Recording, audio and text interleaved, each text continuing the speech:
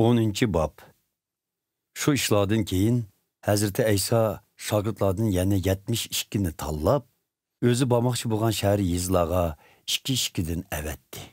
Ular yo'lga chiqishdan burun Hazreti İsa mundaq dedi: Qutquzilishga intildiganlar mo'l hosuldek ko'p. Biroq hosulni elish uchun ishlaydiganlar oz ekan. Hosulning egisi bo'lgan Xudodan ko'proq ishchi avatib, hosulni yig'ib olishni tilanglar. Endi yo'lga chiqinglar. Men sizlarni qo'zlarni bo'ylarning orasiga avatgandek avatman. Hem yan, hojun ve oyoqmu amanglar. Yo'lda kishilar bilan ko'rishganda paranglashishqimi to'xtamanglar. Qaysi uyga kirsanglar, oldi bilan oilanglarga Xudodan omonlik tilayman denglar. O uyda Xudodan keldigan omonlikni so'yguchi bo'lsa, tilagan omonliginglar uningga mansub bo'ladi.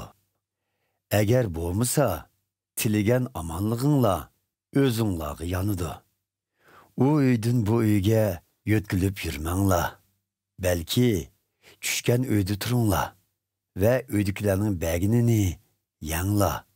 Chunki xizmatkor kimga xizmat qilsa, shuningdan ish haqqi elishga haqliq.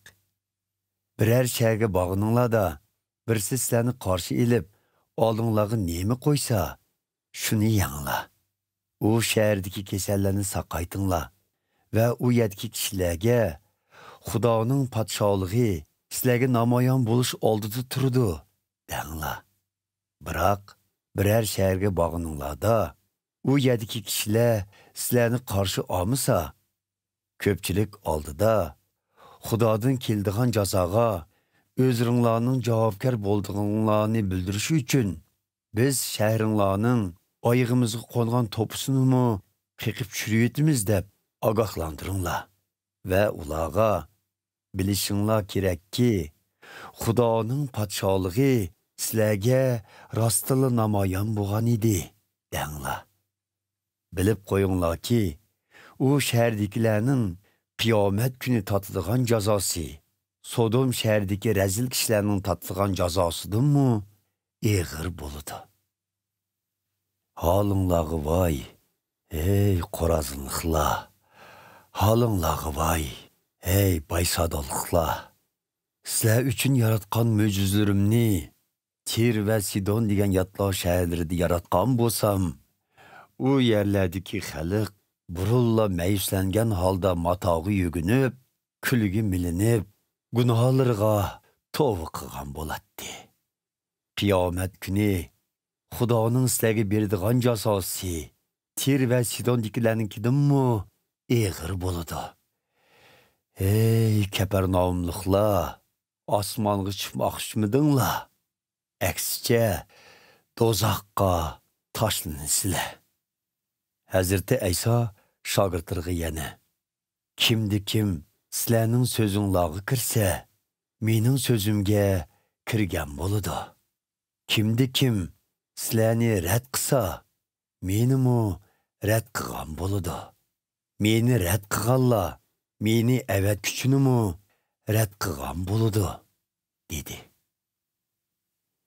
Heliqi 72 shogird xushal xo'ram holda qaytib kelib, "Ey Rabbimiz, biz sizning nomingizdan buyruq qilgan edik. Hatto jinlarmi bizga bo'ysunib chiqib ketishdi", deb ma'lum qildi. Hazreti İsa ularga: "Shundoq, shaytonning osmondan chaqmoqdek tez tushganligini ko'rdim. Quloq selinglar. Men sizlarga yilon chayondek shaytonni oyoq ostinglarda yonchib tashlay oladigan, uning barliq kuch-qudratini besib tushiradigan huquq berdim. Sizlarga hech qanday narsa ziyon yetkazolmaydi. Lekin sizlar jinlarning bo'ysunganligi bilanla xushal bo'lib ketmanglar. Balki Xudoning nominglarni arshdagi hayotlik daftariga putishi bilan xushal bo'linglar", dedi. Bu chaqda Hazreti İsa muqaddas ruhning ta'siri bilan xursandlik cho'mgan holda mundaq dedi: bütün alemnin egisi bo'lgan hey ota, sen bu haqiqatlarni o'zini aqlli, bilimli chog'laydigan kishilardan yoshirib, kichik bolalardek sabiy kishilarga oshkorlaganliging uchun sana madhiyalar o'qiyman. Shundoq ota, sening o'z xohishing ana shu edi. Hazreti İsa atrofdagilarga: Atam hammani menga ato qildi. Mening kimligimni atamdan boshqa hech kim bilmaydi. Atamning kimligini men o'zim oshkorlashni xohlaydigan kishilardan boshqa hech kim bilmaydi, dedi. Ondan Hazreti İsa shogirdlariga qarab ostig'ina: ko'rgan ishlarni ko'raliganliginglar uchun ne kadar baxtlisizlar.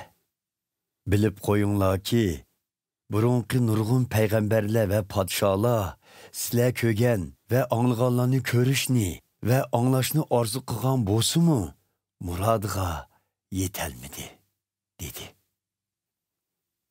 Tavrat ustozlaridan biri Hazreti İsa'ni sınamoqchi bo'lib: "Ustoz, men qanday qilsam mangulik hayotga erishalayman?"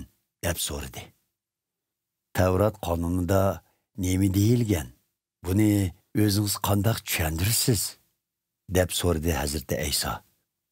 Ilk kishi mundaq javob berdi: Parvardigoring bo'lgan Xudoni bütün qalbing, bütün jining, bütün kuching va bütün zehning bilan so'ygin. Buningdan qolsa, qo'shningni o'zingni so'ygandek so'y. To'g'ri javob berdingiz.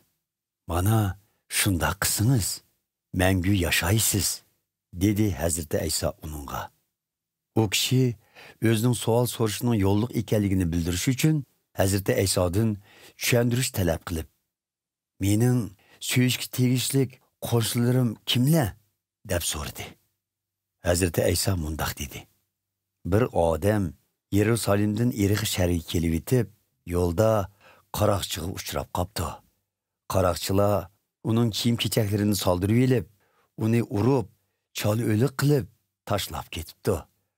Uzun o'tmay bir Yahudi ruhoniy shu yo'ldan kelib yetib, heliqi odamni ko'rib, pisand qilmay, yo'lning u cheti bilan minib o'tib ketibdi.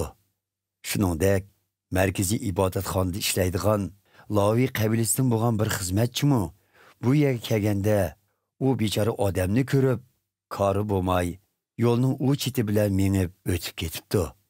Lekin Yahudilar yomon ko'radigan Samariyadan kelgan bir kofir bu yerdan o'tib ketib yetib, uni ko'ribla ish og'ritibdi va oldiga berib, yog' va sharob bilan jarohatini yuyib, tengib qo'yibdi. Ondan uni o'z eshigiga mindirib, bir saroyga elib berib, u yerda holidan xabar olibdi. Atsi saroyvanga 2 kumush tangi berib, uningga qarab qo'ying. Otiq chiqimi bor bo'lsa, qaytishimni to'layman, debdi. Hazreti İsa yeliq ustozdan: "Sizcha bu 3 odam ichida qaysisi qaroqchilarga yo'liqqan yilqi kishiga qo'shindorchilikni yetkazgan?" deb so'radi. Uningga mehribonlik qilgan yilqi kishi deb javob berdi u. Undaq bo'lsa, sizmi berib, boshqalarga shundoq qiling, dedi Hazreti İsa uningga. Hazreti İsa shogirdlar bilan birga safarini davomlashtirib, bir yeziga keldi. U yerda Marta ismli bir ayol uni uyiga taklif qildi. Martaning Maryam ismli bir singlisi bor edi. U Hazreti İsa'nın oyog'i tarafga o'ltirib, ta'limini anglavatdi. Uydagi ishlarning ko'pligidan paypitak bo'lib yurgan Marta Hazreti İsa'nın oldiga kelib: "Hey Rabbim, singlim Maryam shuncha ko'p ishlarni menga tashlavatdi. Uni menga yordamlashtirgaysiz", dedi. Biroq Hazreti İsa uningga mundaq javob berdi: "Hey Marta, sen ziyoda ishlarga bosh qotirib, ovora bo'lib yuriyotsan. Biroq birla muhim ish bor. Maryam shu yaxshi ishni tanlab oldi. Buni hech kim uningdan tortib ololmaydi.